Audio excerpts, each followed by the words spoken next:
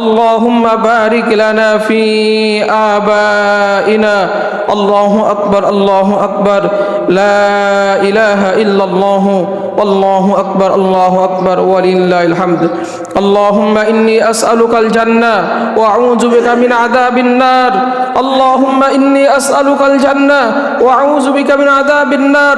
اللهم إني أعوذ بك من عذاب جهنم وأعوذ بك من عذاب القبر وأعوذ بك من فتنة المسيح الدجال وأعوذ بك من فتنة المحيا والممات. الله أكبر الله أكبر لا إله إلا الله والله أكبر الله أكبر ولله الحمد. اللهم اغسل قلبي خطاياي بماء الثلج والبرد ونقي قلبي من الخطايا كما نقيت الثوب الأبيض من الدنس وباعد بيني وبين خطاياي كما باعدت بين المشرق والمغرب. الله أكبر الله أكبر لا إله إلا الله والله أكبر الله أكبر ولله الحمد. الله أكبر الله أكبر لا إله إلا الله والله أكبر ولله الحمد. সম্মানিত এলাকাবাসী, আপনারা এখনো যারা বাড়িতে আছেন অতি শীঘ্রই আমাদের ঈদগাহের ময়দানে চলে আসুন। ঈদের জামাতের আর মাত্র 30 মিনিট সময় বাকি আছে। ঈদের জামাতের আর মাত্র 30 মিনিট সময় বাকি আছে। আপনারা অতি শীঘ্রই ঈদগাহের ময়দানে চলে আসুন। আসার সময় ঈদের যে সুন্নাহগুলো আছে আমরা সেই সুন্নাহগুলো পালন করে চলে আসি। আমরা কিছু দিনের আলোচনা শুনব, এরপরে আমরা নির্ধারিত সময়ে ঈদের জামাতে শুরু করব ইনশাআল্লাহ। আপনারা এখনও যারা বাড়িতে আছেন আপনারা অতি শীঘ্রই আমাদের ঈদগাহের ময়দানে চলে আসুন। আল্লাহু আকবার আল্লাহু আকবার লা ইলাহা ইল্লাল্লাহ আল্লাহু আকবার আল্লাহু আকবার ওয়ালিল্লাহিল হামদ। আলহামদুলিল্লাহ, সমস্ত প্রশংসা আল্লাহ সুবহানাহু ওয়া তাআলার জন্য, যিনি আমাদেরকে দীর্ঘ 1 মাস সিয়াম সাধনা করার পরে আল্লাহ রাব্বুল আলামিন এবছরে আমাদেরকে 30টা রোজা, আল্লাহ রাব্বুল আলামিন 30টা তারাবি সম্পূর্ণ করার তৌফিক দিলেন। আমরা সেই মহান রবের দরবারে কণ্ঠ ছেড়ে দিয়ে উঁচু কণ্ঠে আমরা শুকরিয়া আদায় করি। আলহামদুলিল্লাহ। রব্বানা লাকাল হামদ হামদান কাসীরান তাইয়িবান মুবারাকান ফি ইয়া রব লাকাল হামদ কামা ইয়ানবাগি লিজালালি ওয়াজহিকা ওয়ালি আযীমি সুলতানিক। প্রশংসা করলাম কার? সব প্রশংসা কার জন্য? যিনি আমাদেরকে এই সুস্থ রেখে আজকে ঈদুল ফিতরের দিনে, খুশির দিনে আমরা যে একটা মাস আল্লাহ রাব্বুল আলামিনের হুকুম যথাযথভাবে পালন করার সুযোগ যে আল্লাহ রাব্বুল আলামিন দিলেন, একটা মাস দিনের বেলা আমরা সমস্ত পাপাচার, আমরা সমস্ত খানাপিনা থেকে আল্লাহ রাব্বুল আলামিনের হুকুম মোতাবেক পালন করে সেই রোজাটা আজকে ভঙ্গ করছি, এটাকে বলা হয় ঈদুল ফিতর। এই ভঙ্গ করার দিন, খুশির দিনে আমরা 2 রাকাত ঈদুল ফিতরের ওয়াজিব নামাজ জামাতের সাথে এখানে আমরা আদায় করব। এটা শুকরিয়া আদায় স্বরূপ যে আল্লাহ আপনি আমাদেরকে যে তৌফিক দিলেন, যে কত বান্দারা রোজা রাখতে পারে নাই, কত বান্দারা তারাবির নামাজ আদায় করতে পারে নাই, কারণ আমরা এটা ঈমানের সহিত সওয়াবের আশায় এই 30টা রোজা আমরা রাখতে পারছি। 30টা রোজা আমরা রাখছি, 30টা তারাবি আমরা পড়ছি। মুহাম্মদুর রাসূলুল্লাহ সাল্লাল্লাহু আলাইহি সাল্লামের পক্ষ থেকে ঘোষণা হলো, মান সামা রমাদানান ঈমানান ওয়া ইহতিসাবান গুফিরা লাহু মা তাকদ্দামা মিন যামবি ওয়া মান কামা রমাদানান ঈমানান ওয়া ইহতিসাবান গুফিরা লাহু মা তাকদ্দামা মিন যামবি। তোমরা যারা ঈমানের সহিত সওয়াবের আশায় এই রমজানের রোজা রাখলা এবং তারাবির নামাজগুলো আদায় করলা, আল্লাহ রাব্বুল আলামিন খুশি হয়ে তোমাদের পূর্বের পাপরাশিগুলো মাফ করে দেয়। এজন্য আমরা আল্লাহ রাব্বুল আলামিনের দরবারে আরও একবার শুকরিয়া আদায় করি। আলহামদুলিল্লাহ। আমরা তাকবীর পড়ি, আল্লাহু আকবার আল্লাহু আকবার লা ইলাহা ইল্লাল্লাহু আল্লাহু আকবার ওয়ালিল্লাহিল হামদ। আমরা এখানে যারা আসছি আজকে ঈদের দিনে পরস্পরের সাথে আজকে যে সাক্ষাৎ হবে, ঈদের শুভেচ্ছা বিনিময় হবে, ইসলামের রীতিনীতি অনুযায়ী আমরা একে অপরের সাথে যখন সাক্ষাৎ হবে তখন আমরা বলবো তাকাব্বালুল্লাহু মিন্না ওয়া মিনকুম। কি বলবো? তাকাব্বালুল্লাহু মিন্না ওয়া মিনকুম। আল্লাহ আমাদেরটাও কবুল করেন, আপনাদেরটাও কবুল করেন। তার মানে আমরা যে 30টা রোজা রাখছি, 30টা তারাবি পড়ছি, নেক আমলগুলো আমরা করতেছি, একে অপরের সাথে শুভেচ্ছা বিনিময়ের মাধ্যমেও আমাদের দোয়া হবে যে আল্লাহ তাআলা আমাদেরটা, আপনাদেরটা, সবারটা রব্বুল আলামিন কবুল করে নেন। এজন্য সম্মানিত উপস্থিতি, আজকে এই ঈদের দিনে আমি গতকালকে আপনাদের ঈদের আসার সময় কিছু সুন্নাহ আমলের কথা বলছিলাম, অনেকেই আপনারা পালন করে আসছেন। তারপরে আরেকটু মনে করাই দিই যে অন্য দিনের তুলনায় আমরা তাড়াতাড়ি উঠে আমাদের এই ফজরের জামাতে উপস্থিত হওয়া, সেটা আমরা করছি। এরপরে ভালো করে মুখ পবিত্র করা, মেসাক করা, সেটাও আমরা করছি। এরপরে ভালো করে গোসল করে ভালো মানের পোশাক পরে আতর মেখে আমরা মসজিদে আসছি বা ঈদের জামাতে আমরা আসছি। আমরা শরীয়ত সম্মতভাবে সাজসজ্জা করব। বাড়িতে আমাদের যে সমস্ত ছেলেমেয়েরা আছে তারাও যেন এই শরীয়ত সম্মতভাবে সাজসজ্জা করতে পারে, এই দিকে আমাদের খেয়াল রাখতে হবে। ঈদগাহে আসার আগে আমরা মিষ্টি জাতীয় কিছু খাবার আমরা খেয়ে অনেকে আসছি, যারা আসতেছি তারাও আসব। এরপরে আজকে ঈদের জামাত শেষ হওয়ার আগেই যদি আমরা সদাকাতুল ফেতর কেউ আদায় করে না থাকি, সদাকাতুল ফেতর যদি কেউ আদায় করে না থাকি, এইটা আমরা আদায় করে দেব।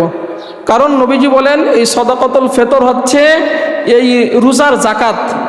এই রোজা রেখে অনেক অশ্লীল কথা, বাজে কথা, কটু কথা, অনার্থক কথা, অনেক গুনাহ আমরা করছি, রোজা ক্ষতিগ্রস্ত হয়েছে।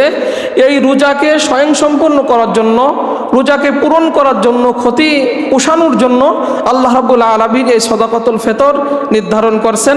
আমরা সেটা আপনাদেরকে একটা জুমাই শুধু আলোচনা শুনিয়েছি। কত টাকা দিবেন?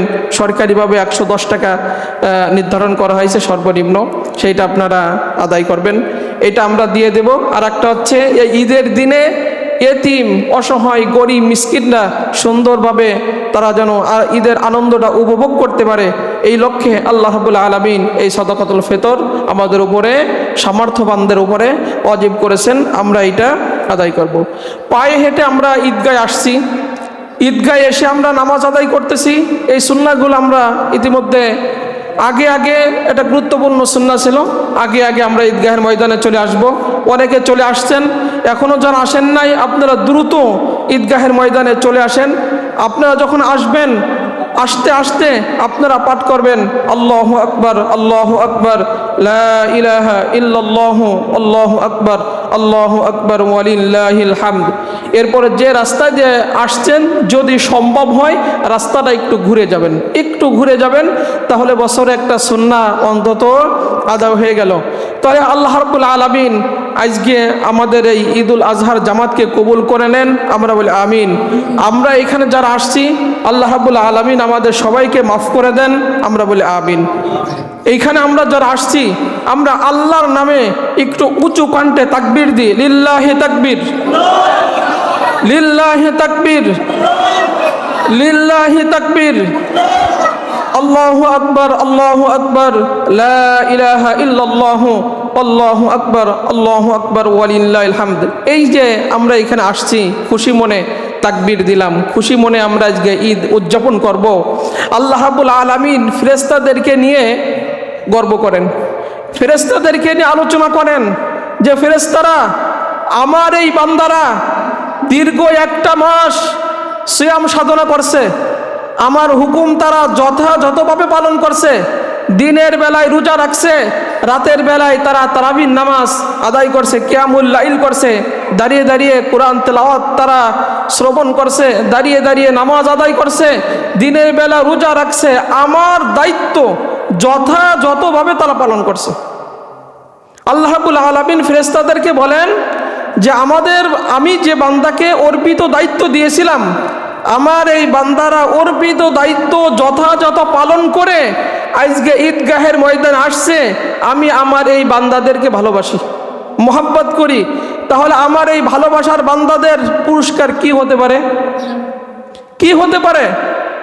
আল্লাহ রাব্বুল আলামিনের ফেরেশতারা বলে, আল্লাহ যথাযথ যারা দায়িত্ব পালন করছে, 30টা রোজা যারা রাখছে এবং 30টা তারাবির নামাজ যারা আদায় করছে, এদের যে সওয়াব আছে, এদের যে অধিকার আছে, রব্বুল আলামিন এদেরকে দিয়ে দেন। আল্লাহ রাব্বুল আলামিন বলেন, ফেরেশতারা তোমরা সাক্ষী থাকো, যারা আমার অর্পিত দায়িত্ব পালন করছে, 30টা রোজা রাখছে, 30টা তারাবির নামাজ আদায় করছে, ঈদগাহের ময়দানে তারা এই যে রোজা ভঙ্গ করার জন্য 2 রাকাত নামাজ খুশি মনে আদায় করার জন্য ঈদ উল ফিতরের জামাতে যারা এখানে আসছে রোজার শেষ করে, তারা বিশেষ করে আমি আল্লাহ রাব্বুল আলামিন ওই সমস্ত রোজাদার ব্যক্তিকে মাফ করে দিলাম। আল্লাহর পক্ষ থেকে ঘোষণা যে ঈদগাহের ময়দানে যারা রোজা 30টা পূরণ করে আসছে, খুশি মনে শুকরিয়া আদায়ের জন্য 2 রাকাত নামাজ আদায়ের জন্য তারা এখানে আসছে, তোমরা সাক্ষী থাকো আমি ওই সমস্ত রোজাদার বান্দাকে মাফ করে দিলাম। তারা এই ঈদগাহের ময়দান থেকে বাড়ি ফিরে যাবে, এরা ক্ষমা প্রাপ্ত হয়ে, প্রত্যেকে নিষ্পাপ হয়ে এই রোজাদার ব্যক্তিরা বাড়ি ফিরে যাবে। সুবহানাল্লাহ, সুবহানাল্লাহ। এজন্য আমরা এখানে যারা আসছি, আল্লাহ রাব্বুল আলামিন যে আমাদের 30টা রোজা রাখার তৌফিক দিলেন এবং সুযোগ দিলেন, তারাবির নামাজ আদায় করার তৌফিক দিলেন, আমরা উঁচু কণ্ঠে আরো একবার শুকরিয়া আদায় করি, আলহামদুলিল্লাহ। আল্লাহু আকবার, আল্লাহু আকবার, লা ইলাহা ইল্লাল্লাহু, আল্লাহু আকবার, আল্লাহু আকবার, ওয়ালিল্লাহিল হামদ। সম্মানিত এলাকাবাসী, জামাতের কিন্তু 20 মিনিট সময় আছে। আপনার এখনো যারা বাহিরে আছেন, অতি শীঘ্রই ঈদগাহের ময়দানে আপনারা চলে আসুন। যথাসময়ে আমাদের আজকে ঈদের জামাত হবে ইনশাআল্লাহ। আজকে ঈদগাহে আমরা এখানে আসছি, প্রথমে আমরা বলছি একে অপরের সাথে আমাদের শুভেচ্ছা বিনিময় হবে, তাকাব্বালুল্লাহু মিন্না ওয়া মিনকুম। একে অপরের সাথে সহমর্মিতা, সহানুভূতি, কারোর সাথে হিংসা বিদ্বেষ না, ভেদাভেদ ভুলে যে ঐক্যবদ্ধ হয়ে আমরা এই সমাজে বসবাস করি। কারোর মনে কোনো গ্লানি থাকলে, আমরা দুঃখ কষ্ট থাকলে একে অপরকে আজকে আমরা ক্ষমা করে দিব। আমরা মিলেমিশে একে অপরের সাথে আমরা এই সমাজে বসবাস করব। কারণ আপনি যদি মারা যান, এই এলাকাবাসী তো আপনার দাফন কাফনের ব্যবস্থা করবে, এই এলাকাবাসী তো আপনার কি করবে, জানাজা অংশগ্রহণ করবে। একজন জানাজা অংশগ্রহণ করে তার মনের মধ্যে যদি আপনার জন্য কষ্ট থাকে, তখন ব্যাপারটা কি হবে? এজন্য নবীজি মুহাম্মদুর রাসূলুল্লাহ সাল্লাল্লাহু আলাইহি সাল্লাম বলেন, তুমি মানুষের সাথে এমন আচরণ করো না, তুমি মানুষের সাথে এমন আচরণ করো না, এমন কথা বলো না, এমন কাজ করো না যে পরবর্তী সময়ে তার কাছে তোমার মাপ চেয়ে নিতে হয়। কথা খেয়াল করেন, মানুষের সাথে এমন আচরণ তুমি করো না, এমন ব্যবহার করো না, এমন কথা এমন কাজ তুমি করো না যে পরবর্তী সময়ে তার কাছে তোমার ক্ষমা চেয়ে নিতে হয়। কারণ পরবর্তী সময়ে ক্ষমা চাওয়ার সুযোগ তোমার ভাগ্যে নাও হতে পারে। কি ব্যাপারটা এরকম না? কারণ পরবর্তী সময়ে আপনি যে তার কাছে ক্ষমা চাওয়ার সুযোগ পাবেন, সে যে আপনি তাকে যে ব্যথা দিয়েছেন কথার দ্বারা, কাজের দ্বারা, তাহলে কি হবে? মানুষের যেটা হক, সুন্দর আচরণ করা, মানুষের সাথে ভালো ব্যবহার করা, হাসি মুখে কথা বলে, এটা তো সৎকা। এই জন্য আজকে ঈদের দিনে আমাদের শপথ হলো, মানুষের মনে যদি আমাদের কারো কষ্ট দিয়ে থাকি, আমরা সেই কষ্টগুলি একে অপরের সাথে শুভেচ্ছা বিনিময় করে মাফ করে দেব। মনের মধ্যে যদি কোনো গ্লানি থাকে, দুঃখ কষ্ট থাকে, আমরা ঈদের শুভেচ্ছার মাধ্যমে আমরা সেইটা মাফ করে দেব। একে অপরের বাড়ি আজকে যাব, একে অপরের বাড়ি যেয়ে আমরা ঈদের শুভেচ্ছা বিনিময়, এই যে সিমাই বা কিছু যে রান্নাবাড়া যাই হয়েছে, এইটা হাসি মুখে আমরা একে অপরের সাথে শেয়ার করব। তাহলে ঈদের আনন্দটা আমাদের পরিপূর্ণ হবে। কিন্তু আমাদের সমাজে একে অপরের সাথে যদি আমরা একে অপরের বাড়ি না যাই, একে অপরের সাথে যদি কথা না বলি, ঈদের শুভেচ্ছা বিনিময় যদি আমরা না করি, তাহলে ঈদের যে প্রকৃত আনন্দ, এইটা থেকে আমরা বঞ্চিত হব। এজন্য সমাজে আমরা ধনী গরিব ঐক্যবদ্ধ হয়ে আমরা বসবাস করি, একই সাথে আমরা একই কাতারে আমরা দাঁড়িয়ে নামাজ আদায় করি। আমরা একজন ব্যক্তি মারা গেলে সমাজের সমস্ত লোক সমবেদনা প্রকাশ করে আমরা তার জন্য জানাজার নামাজে দাঁড়িয়ে রবের কাছে প্রার্থনা করি, আল্লাহ যে ব্যক্তি আমাদের সমাজ থেকে চলে গেল তাকে আপনি মাফ করে দেন। কারণ মুহাম্মদুর রাসূলুল্লাহ সাল্লাল্লাহু আলাইহি সাল্লাম বলেন, এই যে আজকে একটা ঈদের দিনে আমাদের ধরুন যারা প্রতিবেশী আছে, এই ঈদের দিনে প্রতিবেশী যারা আছে এদেরকে আমরা একটু খোঁজ খবর নিলাম, আমরা যারা একটু ধনী আছি, গরিব যারা আছে তাদেরকে আমরা একটু খোঁজ খবর নিলাম, সাহায্য সহযোগিতা করলাম, অথবা একে অপরের বাড়ি যে শুভেচ্ছা বিনিময় করে কিছু খাদ্য খাবার খাইলাম, এইটা প্রতিবেশীর হক। আপনি আজকে ঈদের দিনে খবর নেবেন যে আপনার কোনো প্রতিবেশী অসহায় অবস্থায় ঈদের আনন্দ উপভোগ করতে পারতেছে কিনা।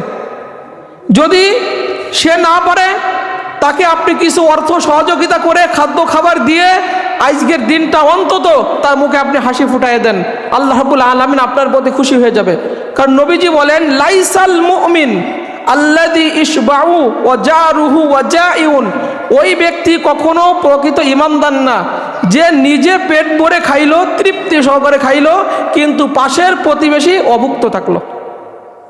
আজকে ঈদের দিনে আমরা যদি এইটা পালন করতে পারি যে আমার পাশে যে গরিব ভাই আছে, প্রতিবেশী আছে, তাদের খোঁজ খবর নিলাম যে ছেলে মেয়ে ভালো পোশাক কিনতে পারে নাই, আমি আমার সামর্থ্য অনুযায়ী যদি পারি তার ছোট্ট একটা বাচ্চাকে একটা পোশাক কিনে দিলাম। আজকে তারা সিমাই চিনি ভালো কিনতে পারে নাই, আমি তাদেরকে, আমার সামর্থ্য আছে, আমি তাদেরকে একটু সহযোগিতা করলাম। এই যে তাদের সহযোগিতার মাধ্যমে ওই পরিবারে ঈদের দিনে যে তাদের মুখে হাসি ফুটালেন, আল্লাহ রাব্বুল আলামিন কিয়ামতের ময়দানে আপনার মুখে হাসি ফুটাবেন। আর আপনার মুখে হাসি ফোটানোর অর্থ হলো আল্লাহ রাব্বুল আলামিন আপনাকে যখন বলবেন, বান্দারে আমার এই কঠিন জাহান্নামের আগুন থেকে তোকে বাঁচাইয়া তোকে জান্নাত দিলাম, তখনই তো আপনার মনে হাসি ফুটে যাবে। এজন্য প্রতিবেশী যারা আছে আজকের দিনটা আমরা তাদের সাথে সুন্দর আচরণ আমরা করব, তাদের সাহায্য সহযোগিতা আমরা করব। একটা হাদিস পড়লে আপনারা বুঝবেন যে কেন আমরা করব। মুহাম্মদুর রাসূলুল্লাহ সাল্লাল্লাহু আলাইহি সাল্লামের কাছে একজন এসে বলতেছে, রাসূলুল্লাহ সাল্লাল্লাহু আলাইহি সাল্লাম, আমার পাশের প্রতিবেশী নামাজ পড়ে, রোজা রাখে, হজ দেয়, যাকাত করে, ইসলামের সমস্ত ভালো কাজগুলো করে, কিন্তু তার দ্বারা প্রতিবেশী খুশি না, প্রতিবেশীকে সে কষ্ট দেয়। মুহাম্মদুর রাসূলুল্লাহ সাল্লাল্লাহু আলাইহি সাল্লাম বলেন, হিয়া মিন আহলিন নার, ওই নামাজি, ওই রোজাদার ব্যক্তি জাহান্নামের অধিবাসী। আমরা 30টা রোজা এখানে রাখছি, আমার দ্বারা যদি প্রতিবেশী কষ্ট পায়, প্রতিবেশীর যে হক আছে সেইটা যদি আমরা আদায় করতে না পারি, তাহলে এই 30টা রোজার কোনো অর্থ বহন করবে না। পক্ষান্তরে মুহাম্মদুর রাসূলুল্লাহ সাল্লাল্লাহু আলাইহি সাল্লামকে বলা হলো, ইয়া রাসূলুল্লাহ সাল্লাল্লাহু আলাইহি সাল্লাম, এক মহিলা নামাজ পড়ে, রোজা রাখে, তারাবি পড়ে, সদকা করে, যাকাত দেয়, হজ করে, ইসলামের সব ভালো ভালো কাজ করে, কিন্তু সে তার প্রতিবেশী তার প্রতি খুশি, তার প্রতিবেশী তার প্রতি খুশি। মুহাম্মদুর রাসূলুল্লাহ সাল্লাল্লাহু আলাইহি সাল্লামের জবান থেকে বের হলো, হিয়া মিন আহলিল জান্নাহ, এই মহিলা জান্নাতের অধিবাসী। সুবহানাল্লাহ, সুবহানাল্লাহ। তাহলে আমরা এখান থেকে বুঝলাম। এরপর আরো একটা হাদিস বললে আপনারা বুঝবেন, অল্প সময়ের মধ্যে মৌলিক কথা আমরা বলি, সেটা হচ্ছে তুমি যদি মারা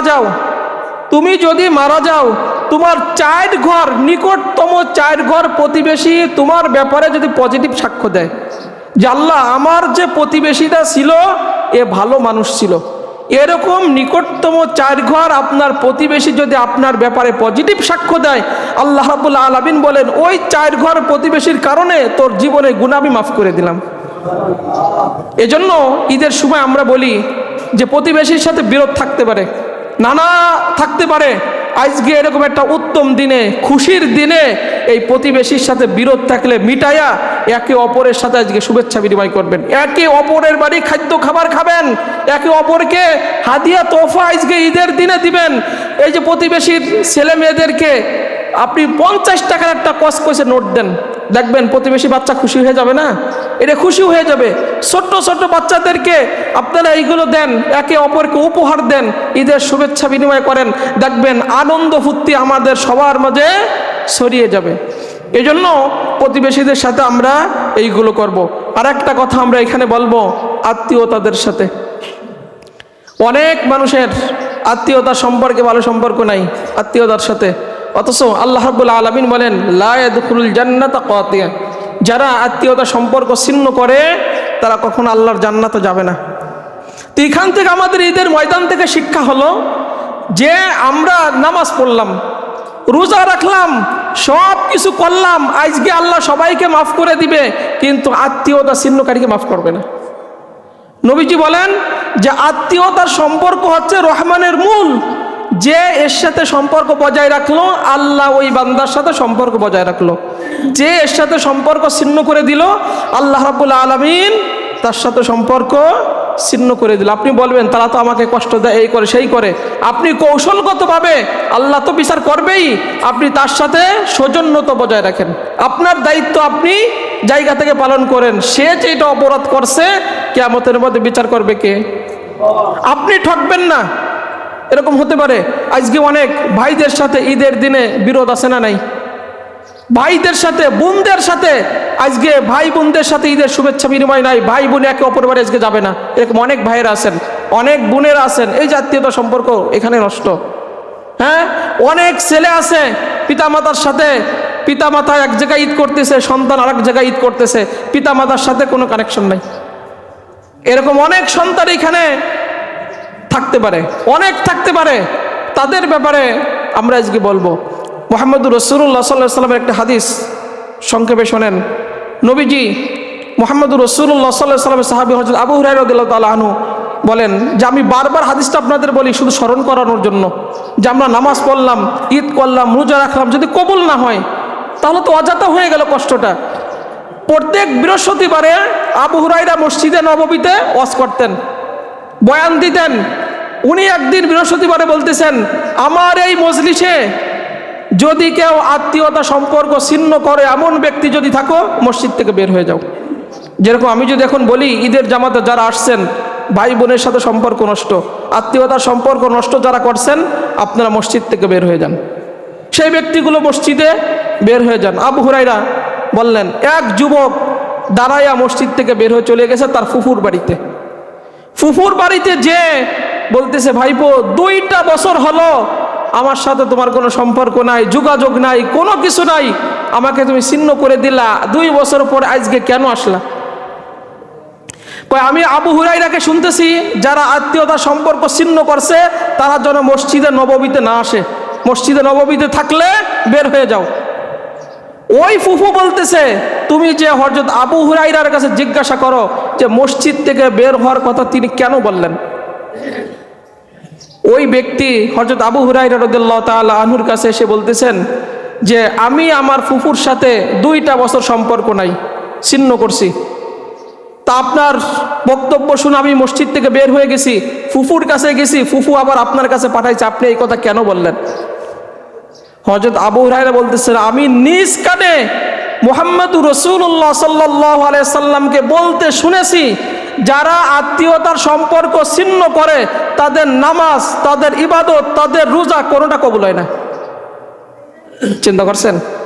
সম্পর্ক ছিন্ন করছে কার সাথে? ফুফুর সাথে। আর আমাদের ভাইয়ের সাথে সম্পর্ক নাই, বোনের সাথে সম্পর্ক নাই, পিতা মাতার সাথে ভালো সম্পর্ক নাই, অনেক আপন জনের সাথে সম্পর্ক ভালো। 30টা রোজা কবুল হইতো কেমনে? ঈদের জামাত কবুল হইতো কেমনে? আমরা এই সমস্যার ভিতরে আমরা আছি।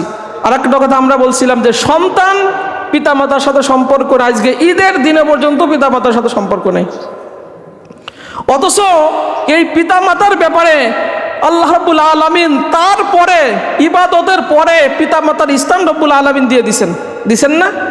তারপরেই আল্লাহ রাব্বুল আলামিন শুধু পিতামাতার এত সুন্দর বয়ান যেখানে করছেন, অন্য কোনো কথা এত সুন্দরভাবে বলেন নাই। আল্লাহ রাব্বুল আলামিন বলেন, ওয়াকাদা রাব্বুকা আল্লা তা'বুদু ইল্লা ইয়্যাহু ওয়া বিল ওয়ালিদাইনি ইহসানা, যে আমার ইবাদতের পরে আমার আদেশ হলো পিতামাতার সাথে সদ আচরণ করবা। ইম্মা ইয়াবলুগান্না ইনদাকাল কিবার আহাদুহুমা আও কিলাহুমা ফালা তাকুল লাহুমা উফফিউ ওয়ালা তানহারহুমা ওয়া কুল লাহুমা কাওলান কারীমা। পিতামাতা যদি বুড়াকালে উপস্থিত হয়ে যায়, বুড়াকাল, পিতামাতা যদি বুড়া হয়ে যায়, পিতামাতা যদি বুড়া হয়ে যায়, তাদের কথাবার্তা, আচার আচরণে ও শব্দটিও করবা না। ওয়ালা তানহারহুমা, মাথা ঝাঁকি দিয়ে চোখ গরম করে পিতা মাতার চোখে চোখ রেখে কথা বলবা না। লা তানহারহুমা, নিষেধ। ওয়াকুল্লাহুমা কাওলান কারীমা, তাদের সাথে সম্মানজনক কথা বলো। কারণ এই পিতামাতা তোমাকে ছোট্টকালে তোমাকে ভাষা শিখাইছে। তুমি পিতামাতাকে মায়ের পেটের মধ্য থেকে কত কষ্ট তুমি দিলা। দুনিয়ায় তুমি যখন আসছা, কান্না ছাড়া তোমার ভাষা ছিল না। তোমার ক্ষুধা লাগছে, মা তোমার কান্নার ভাষা বুঝতো, বাচ্চার ক্ষুধা লাগছে। তোমার পিতা এই ঈদের সময় তোমাকে নতুন জামা, জুতা এইগুলো কিনে দিতে, যে পিতা সিরা জামা গায়ে দিয়ে আমরা অনেক পিতাকে দেখছি ঈদগাহের ময়দানে আসছে। সন্তানকে মানুষ করার জন্য সব কিছু হারাইছে, নিজের সম্পদ বিক্রি করে সন্তানকে পড়ালেখা শিখাইছে। এরকম পিতামাতা আছে না? আপনাকে মানুষ করার জন্য পিতা অশিক্ষিত, সবার কাছে বলে আমি অশিক্ষিত, কিন্তু আমার ছেলেকে আমি শিক্ষিত করতে চাই।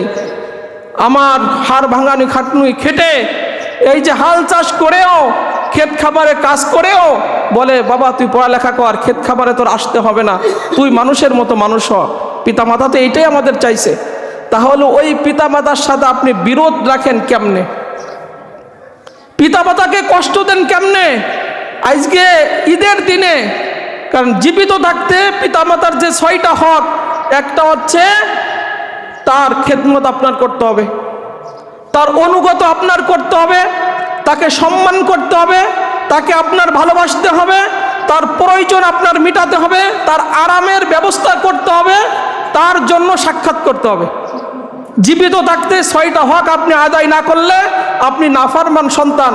আর আপনি যদি আল্লাহর অবাধ্য, পিতামাতার অবাধ্য সন্তান হন, আল্লাহর কসম করে বলি, এই যে কোরআন আমার সামনে, কোরআনকে স্পর্শ করে বলি, আপনার একটা রোজা কবুল হবে না, আপনার নামাজ কবুল হবে না।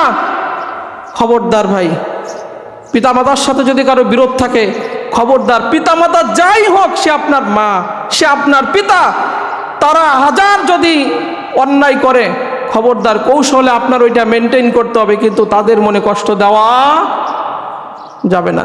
খবরদার, এটা যাবে না। এই 6টা হক জীবিত থাকতে আপনার আদায় করতে হবে। আপনি বলবেন হুজুর বুঝি নাই, এখন বুঝছি। মারা গেছে তাদের জন্য কাজ আপনার 6টা। সেটা হচ্ছে কি? ইসালে সওয়াব পাঠান, নামাজ পড়েন, দান সদকা তাদের জন্য করেন, দোয়া করেন। এরপর মাগফিরাতের ক্ষমা, তার কাছে আজকে ঈদের জামাত হয়ে গেছে, আপনি পিতামাতার কবরের কাছে চলে যান। আল্লাহ শিখাইছেন রব্বির হামহুমা কামা রব্বায়ানি সগীরা।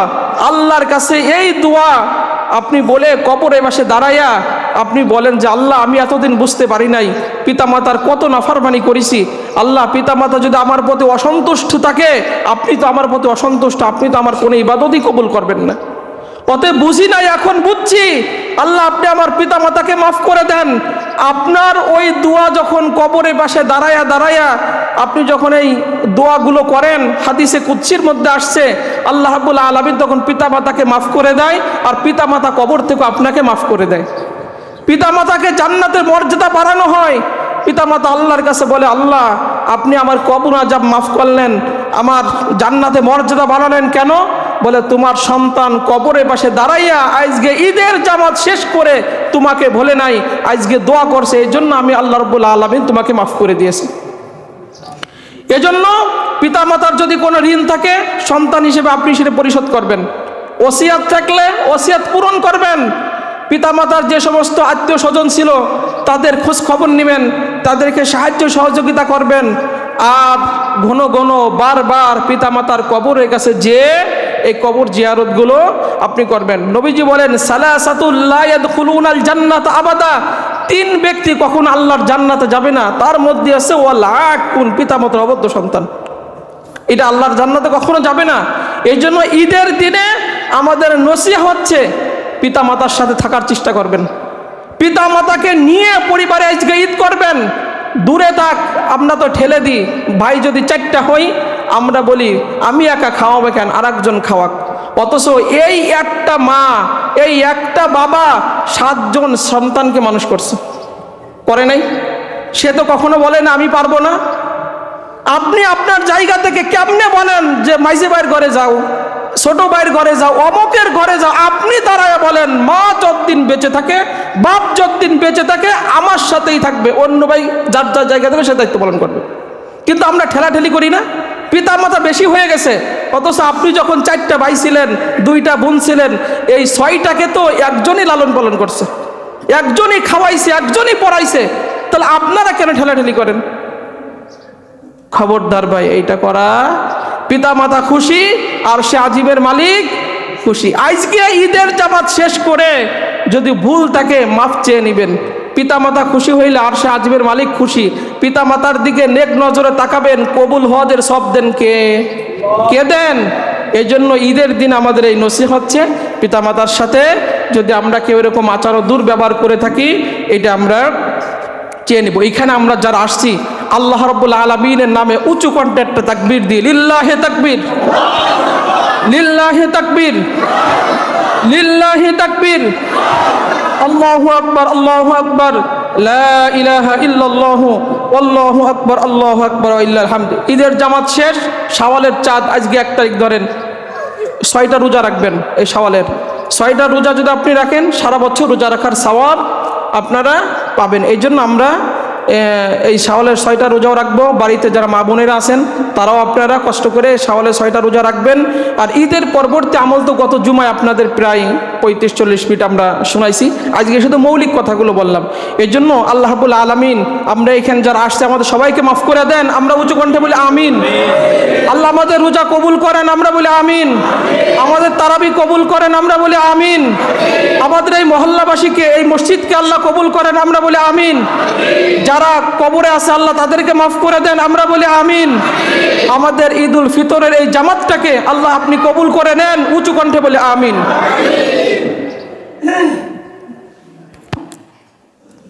ওটাতে বলেন। আসসালামু আলাইকুম ওয়া রাহমাতুল্লাহ। আমরা যে প্রতিশ্রুতি দিয়েছিলাম যে ঈদের আগে আমরা কিছু দৃশ্যমান কাজ দেখাবো, ইনশাআল্লাহ দেখাইছি। কিন্তু পাঁচলিক কাজ যে পাঁচলিক কাজ, দোতলার কাজ, এগুলো আমরা কিন্তু করছি। করতে যে আমরা কিন্তু খুব মানে দিনা হয়ে আছে, আর বাদ বাকি কাজ তো কোনো শেষ নামাতে পারে নাই। তাই আপনারা যারা এই ঈদের জামাতে হাজির হয়েছেন সবাই বেশি বেশি করে দান করবেন, এবং আমরা যাতে